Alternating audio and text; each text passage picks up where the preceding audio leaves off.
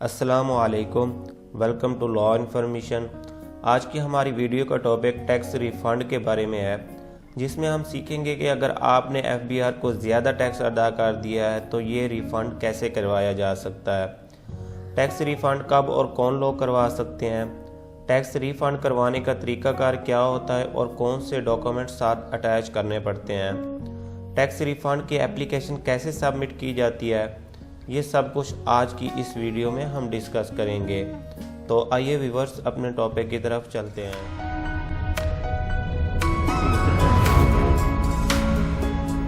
सबसे पहले आपने ये एफबीआर की मेन वेबसाइट ओपन कर लेनी है। यहाँ पे आपने income tax IRS portal open करना है। यहाँ पे आपने अपना लॉगिन आईडी और नीचे आपने पासवर्ड एंटर करना है और लॉगिन हो जाना है। तो व्यूअर्स ये हमारा प्रोफाइल ओपन हो चुका है। तो मैं आपको यहाँ पे ये बात बताता चलूँ कि टैक्स रिफ़ंड मुख्तलिफ तरीक़ों से हम एफबीआर से रिफ़ंड करवा सकते हैं। तो अगर हमने एफबीआर को ज़्यादा टैक्स अदा कर दिया हो, हमारा टैक्स कम बनता हो, तो तब भी हम एफबीआर से अपना टैक्स रिफ़ंड करवा सकते हैं। इसके अलावा एडजस्टेबल टैक्स होते हैं या कोई एडवांस टैक्स अगर हमने पे किए होते हैं तो हम वो भी एफबीआर से रिफ़ंड करवा सकते हैं। अगर हमारी सैलरी कम है जिसके ऊपर टैक्स बहुत ही कम लगता है और हमने ऑलरेडी विद होल्डिंग टैक्स की शक्ल में ज़्यादा टैक्स अदा किए हुए हैं तो वो भी हम वापस करवा सकते हैं। इसके अलावा अगर हमने गलती के साथ अपनी सैलरी ज़्यादा मेंशन कर दी या किसी और की अपने साथ ऐड करके टोटल जो सैलरी हमारी बनी थी वो ज़्यादा हो गई है, तो जिसकी वजह से हमने टैक्स भी ज़्यादा अदा कर दिया है, तो जब हमें बाद में अपनी गलती का एहसास होता है तो तब हम एफबीआर से अपना टैक्स रिफ़ंड करवा सकते हैं। एनीहाउ अब बात करते हैं कि ये टैक्स रिफ़ंड कैसे होता है। पहले मैं आपको एक रिटर्न फाइल करके दिखाता हूँ कि किस तरह से हमें पता चलेगा कि हमारा टैक्स रिफ़ंड हो रहा है कि नहीं हो रहा। आपने सबसे पहले यहाँ डिक्लेरेशन के ऑप्शन पर क्लिक करना है। यहाँ से हम नॉर्मल रिटर्न को ओपन कर लेते हैं। यहाँ से मैं पहले पीरियड सेलेक्ट करता हूँ, 2020 का हम कर लेते हैं और सर्च के बटन पे क्लिक करते हैं। इसके बाद इसको सिलेक्ट कर लेते हैं। तो व्यूअर्स ये हमारा जो रिटर्न की फाइल है ओपन हो चुकी है। यहाँ पे हमने सबसे पहले सैलरी मेंशन करनी है, तो मैं यहाँ पे जी जो सालाना सैलरी बनी है मेरी वो मैं लिख लेता हूँ जी 8 लाख रुपए। ये मैं सारा कुछ फर्जी कर रहा हूँ सिर्फ आपको समझाने के लिए। कैलकुलेट के बटन पे डबल क्लिक करेंगे हम। अब सीधा हम चलते हैं कंप्यूटेशन के अंदर। यहाँ पे देखें तो हमारे पास 8 लाख रुपए अगर सालाना सैलरी बन रही है तो इसके ऊपर हमें 10 लाख रुपए जो है नॉर्मल इनकम टैक्स अदा करना पड़ रहा है। अगर हम देखें तो हमारे पास ये एडमिटेड इनकम टैक्स में शो हो रहा है। अब हम क्या करेंगे, अब हमने जाना जी एडजस्टेबल टैक्स के अंदर। यहाँ पे ये देखें एडजस्टेबल टैक्स के अंदर बहुत सारी कैटेगरीज हैं। आप इनको एक एक को आपने रीड आउट करना है।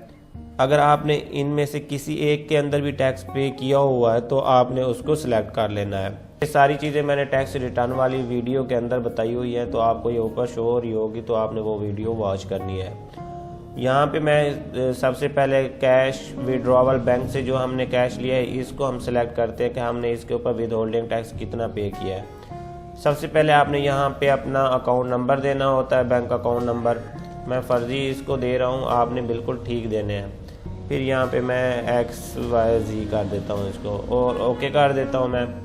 अब यहाँ पे देखना है कि जो कैश विड्रॉवल किया है मैंने उसके अंदर मैंने कितना टैक्स पे किया है, तो मैं यहाँ पे 5000 रुपये लिख लेता हूँ और इसको मैं डबल क्लिक करता हूँ। इसके बाद नीचे हम करते हैं जी हमारे पास जो बिल वगैरह हमने पे किए हैं, यूटिलिटी बिल्स हो गए, बिजली पानी गैस वगैरह के, तो हम उनको भी फिल करेंगे। तो यहाँ पे मैं इलेक्ट्रिसिटी को सिलेक्ट कर लेता हूँ। आपने यहाँ पे मीटर का नंबर देना होता है अपना और यहाँ पे बताना होता है कौन सा आपका मीटर वगैरह है। तो मैं यहाँ पे वैसे फर्जी लिख रहा हूँ, आपने बिल्कुल ठीक लिखने हैं। यहाँ पे मैं लिख देता हूँ जी मैंने 7000 रुपये अदा किए हैं। तो डबल क्लिक करेंगे कैलकुलेट के बटन पे। तो अब यहाँ पे देखें हमने विद होल्डिंग जो टैक्स है वो हमारा 12000 रुपये जो हम ऑलरेडी पे कर चुके हैं। अगर हम कंप्यूटेशन के अंदर देखें तो हमारे पास जो टैक्स लागू हो रहा है वो 10,000 रुपये है। अब यहाँ पे हमारा टोटल जो है 12,000 रुपये टैक्स है। अगर आप सैलरी पर्सन है तो ये 12,000 रुपये जो विद होल्डिंग टैक्स है आपने यहाँ पे लिख देना है। कैलकुलेट के बटन पे हम डबल क्लिक करते हैं। अब दोबारा हम कंप्यूटेशन के अंदर आते हैं तो यहाँ पे आप देखें 12,000 रुपये हमने विद होल्डिंग इनकम टैक्स पे कर दिया ऑलरेडी। हमारे ऊपर जो टैक्स लागू था वो 10,000 रुपये। अब ये 2,000 रुपये रिफंडेबल इनकम टैक्स के अंदर शो हो रहा है। तो हमने ये 2000 रुपये FBR से रिफ़ंड करवाना है। ये तो सिर्फ मैं उनके लिए बता रहा हूँ जो सैलरीड पर्सन थे।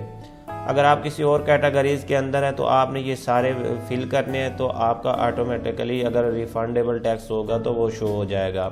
अगर मैं इसको यहाँ से ख़त्म कर देता हूँ 12,000 को और यहाँ पे डबल क्लिक करता हूँ। अच्छा, हम यहाँ पे प्रॉपर्टी के अंदर देखते हैं adjustment under section 236K for builders and developers.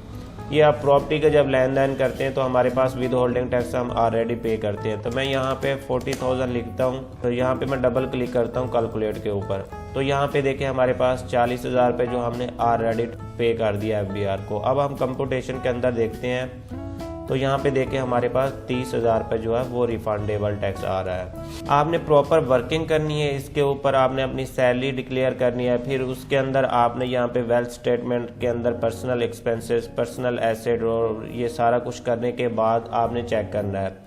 जितना भी आपका टैक्स रिफंडेबल होगा तो आपने उसको सिर्फ रिफंड करवाना है। अब हम इसको क्लोज कर देते हैं। मैं अब आपको बताता हूं कि हमने टैक्स रिफंड की एप्लीकेशन कैसे सबमिट करवानी होती है। अब आपने यहाँ पे आना है जी, हमारे पास रिफंड सबसे ऊपर जहाँ डिक्लेरेशन वाला ऑप्शन था, इसके साथ ही हमारे पास रिफंड का ऑप्शन है। यहाँ पे application for refund of tax paid in excess, यहाँ पे हमने इसको क्लिक करना है। तो हमारे पास सबसे पहले कह रहा है कि पीरियड हमने सेलेक्ट करना है। आपने वो पीरियड सेलेक्ट करना है जिसके अंदर आपने टैक्स ज़्यादा पे किया हुआ है। मतलब कि 2020 का हमने रिटर्न फाइल किया, तो रिटर्न फाइल करने के बाद आपने इस एप्लीकेशन को सबमिट करवाना होता है जब आप टैक्स पे कर देते हैं।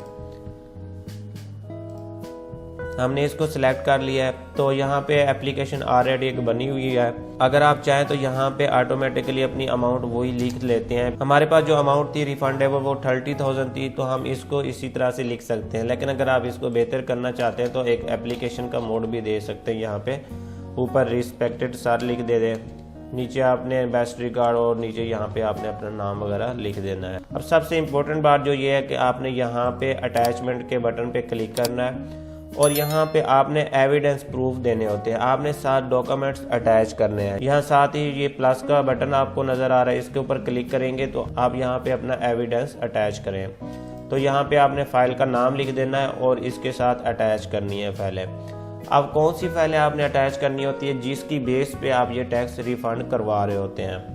मीन्स कि अगर आपका विद होल्डिंग टैक्स था तो आपने विद होल्डिंग टैक्स जो पे किया हुआ उसके कोई डॉक्यूमेंट्स आप बैंक वगैरह से इशू करवाएंगे। कोई मोबाइल फ़ोन या इलेक्ट्रिसिटी बिल के ऊपर आपने पे किया तो वो आप साथ अटैच करेंगे। इसी तरह से अगर आपने FBR को टैक्स पे किया हुआ है, जो चालान आपने क्रिएट किया था या CPR जो आपके पास फॉर्म है वो आपने साथ अटैच करना है। इसके अलावा कोई और डॉक्यूमेंट्स भी हो सकता है जो आप साथ अटैच करेंगे। अटैच करने के बाद आपने यहाँ इसके ऊपर सबमिट के बटन पे क्लिक कर देना है। तो इस तरह से ये आपकी जो एप्लीकेशन है सबमिट हो जाएगी। तो आपका जो टैक्स रिफंडेबल होगा वो आपके बैंक अकाउंट के अंदर ऑटोमेटिकली ट्रांसफ़र कर दिया जाएगा।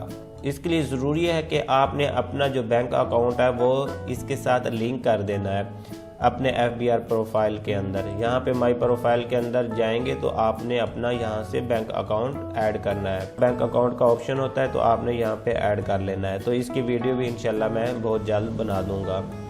तो जैसे ही आप ये आपका टैक्स रिफ़ंड होगा तो आपके बैंक में ट्रांसफ़र हो जाएगा। टैक्स रिफ़ंड करवाने के लिए ज़रूरी है कि आप FBR को सेटिस्फाई करें। अगर आपसे FBR सेटिस्फाई नहीं हो रहा, अगर आपने प्रॉपर टैक्स रिटर्न फाइल नहीं किया हुआ या कोई मिस्टेक्स हैं तो आपको ये टैक्स रिफ़ंड नहीं किया जाएगा। ये तो था व्यूअर्स आज की हमारी वीडियो का टॉपिक। आई होप कि आप सबको समझ आ गई होगी। किसी का कोई भी क्वेश्चन हो तो हमें कमेंट्स करें। अल्लाह हाफिज़।